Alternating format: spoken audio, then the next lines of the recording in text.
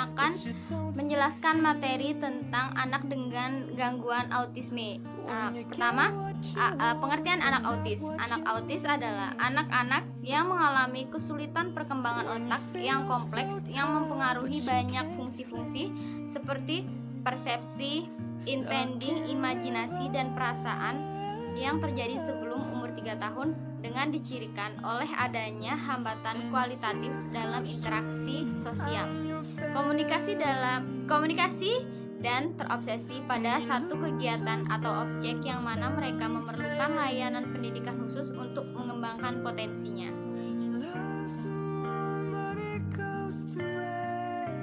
B. Perilaku anak autis. Yang pertama, perilaku sosial.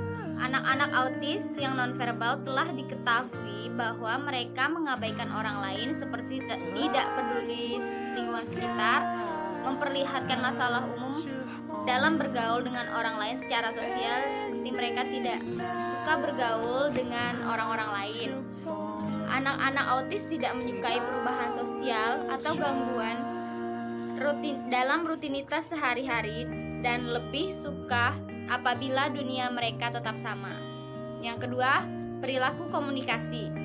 Komunikasi anak autis yang menghambat interaksinya dengan orang lain seperti mengabaikan orang lain, tidak dapat mengekspresikan diri emosinya secara tepat, terobsesi dengan kesamaan, seperti kaku gitu, jarang melakukan tindakan yang komunikatif, jarang menggunakan kata-kata.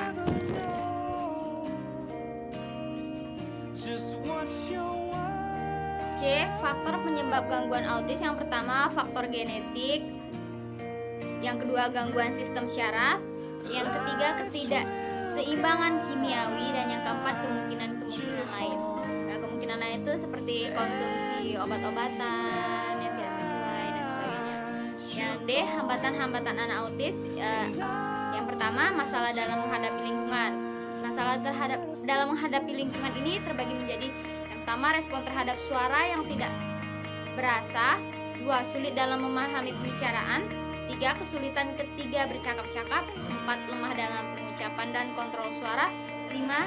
Masalah dalam memahami benda yang dilihat; 6. Masalah dalam pemahaman gerak isyarat; 7. Gerakan tubuh yang tidak biasa. B. Masalah gangguan perilaku dan emosi. Yang pertama, sikap menyendiri dan menarik diri; 2. Menentang perubahan; 3. Ketakutan khusus; 4. Perilaku yang memalukan secara sosial; 5. Ketidakmampuan bermain. Sekian, terima kasih. Wassalamualaikum warahmatullahi wabarakatuh. Ini masalah autisme ini nggak mungkin diselesaikan hanya oleh satu pihak, betul nggak? Dimana sebetulnya ada 5 pihak yang sangat terlibat. Yang paling utama adalah orang tua. Saya tadi sambil nunggu ngobrol sama Pak Erwan, membesarkan hati Pak Erwan, malah mau mengenalkan Pak Erwan dengan ayah-ayah lain yang anaknya sudah berhasil. Orang tua adalah tiang utama dari penyembuhan.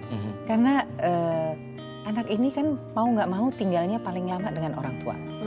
Yang nomor 2 setelah orang tua adalah sudah barang tentu para pemberi layanan medis seperti dokter, psikolog, dan lain-lain. Mereka harus paham dengan baik bahwa autisme itu ada, bagaimana ciri-cirinya, apa yang perlu dilakukan. Yang ketiga adalah pemerintah. Pemerintah itu yang punya uang, pemerintah yang punya program, pemerintah yang memang ada fasilitas. Jawab. APBN biar gimana juga diturunin tetap harus untuk melayani masyarakat. Kita semua bayar pajak untuk apa sih? Untuk fasilitas. Yang keempat adalah sekolah-sekolah. Sekolah-sekolah ini ya yang harusnya sudah mulai mengerti karena tahun 2007 sudah keluar peraturan dari pemerintah untuk sekolah inklusi. Masalahnya sekarang guru-gurunya siap atau tidak. Oke. Yang kelima adalah rumah sakit. Di mana 5 ini memang harus dirangkum bersama-sama. Duduk sama-sama, apakah itu Depkes, apakah itu Dignas, apakah itu Dinas Sosial, harus duduk sama-sama melihat bahwa yuk kita sama-sama bareng-bareng. Dan tidak hanya di pusat, tapi juga di daerah-daerah, karena yang apa yang menimpa Pak Erwan juga terkendala pemerintah daerah yang tidak siap akhirnya. Betul. Kisah Pak Erwan ini adalah kisah klasik di mana Pak Erwan ini udah frustasi di daerah ini tidak mendapatkan perhatian, dan saya pribadi sudah dari tahun 94 mulai mendirikan sekolah pertama untuk anak ADHD. 98 merubah menjadi empati. Yang fokus kita adalah membuat program yang membantu orang tua. Orang tuanya yang kita didik. Karena keluarga prasejahtera tuh nggak mungkin bisa ke terapi. Ya. Kenapa? Satu, terapi itu di daerah belum tentu ada. Ya. Saya bicara daerah Lhokseumawe atau saya bicara Flores, negara Indonesia Timur. Kedua, terapi itu mahal. Minimal sekarang per jamnya 100.000 hingga sekitar 150. Saya dan tim untuk pelan-pelan ngajarin Anto untuk 8 kemandirian. Program Jakarta Ramah Autisme ini ujungnya itu hanya mau mengajarkan orang tua ini loh, gimana sih caranya ngajarin mandi, makan, lepas coba. Betul-betul kemandirian sehari-hari itu yang paling penting ya berarti. Pak Irwan merasa ada kesulitan untuk hal-hal mendasar seperti itu? Oke.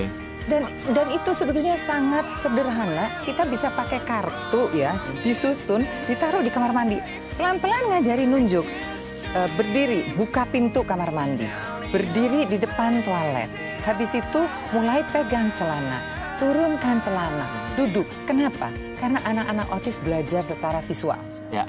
Oke. Ya. Kalau tadi balik lagi pertanyaan Mas, kok bisa anak saya lulus? Anak saya lulus 2 gelar. Dia menjadi chef dan dia menjadi asisten nurse untuk penderita Alzheimer kelas berat. Sekarang sudah kerja, sudah hidup sendiri, sering ditinggal-tinggal ibunya, udah naik haji sendiri, udah belajar untuk investasi melalui saham. Dulu saya juga nggak ngimpi kalau anak ini bisa begini. Saya percaya Pak Erwan sekarang ini juga frustasi, capek. Saya cuma bilang ke para orang tua lain, normal untuk capek. Kalau capek berhenti dulu, tapi besok mulai lagi. Ya. Nah, orang tua selalu tanya, apa nih Bu Gayatri yang diajarin? Ini 8 kemandirian dulu. Kalau 8 kemandirian udah oke, 50% Ya. sisanya. Tingkat kesembuhannya berapa persen? Ini sembuhnya juga sembuh tanda kutip ya Pak ya, untuk anak-anak dengan autism gini, karena memang pada akhirnya ada yang tetap tidak bisa bicara, tapi bisa komunikasi nonverbal. Yang penting pada anak autisme ini adalah satu, dia bisa tadi kemandirian ya, dia bisa mengurus diri sendiri, dia bisa mengatur perilakunya. Kemudian juga setelah itu untuk pendidikan juga kita harus cari tahu apa bakat dia, minatnya dia. Nah itulah yang dikembangkan ya. Kita jangan terlalu berharap bahwa dia boleh berharap, tapi paling tidak jangan mindsetnya adalah dia mengikuti pendidikan yang seperti anak-anak lain gitu, klasik. Yang penting setiap anak itu pasti dikaruniai kelebihan. Nah itulah yang tugas orang tua untuk melihat dan mengembangkan bakat tersebut gitu. Kemampuan komunikasi juga sering masih terbatas gitu. Artinya dia dalam bergaul juga masih terbatas, tapi paling tidak dia bisa komunikasi, bisa menyatakan keinginannya. Itu yang paling penting ya. Iya. Oke. Jadi kalau kemana harus mengadu mungkin yang terdekat kalau di Lampung. Oke, kalau bisa Pak, sebetulnya seperti program Jakarta Ramah Autisme ya, yang membantu kami itu dari Dinas Sosial. Ya. Mereka tidak hanya komit dari segi dana, tetapi mereka juga komit dari segi komitmen. Ya. Jadi kesinambungannya terus. Kalau misalnya Pak Erwan itu ingin menanyakan, kita akan siap. Kalau Pemprov dari Lampung mengundang kita datang. Siapapun boleh datang. Nanti kita akan latih. Kita akan kategorikan anaknya usia berapa, karena masalahnya berbeda-beda. Selama ini memang empati selalu memberikan tiap bulan bekerja sama dengan LOTE, kita tiap bulan memberikan pelatihan gratis, terutama untuk orang tua dan guru.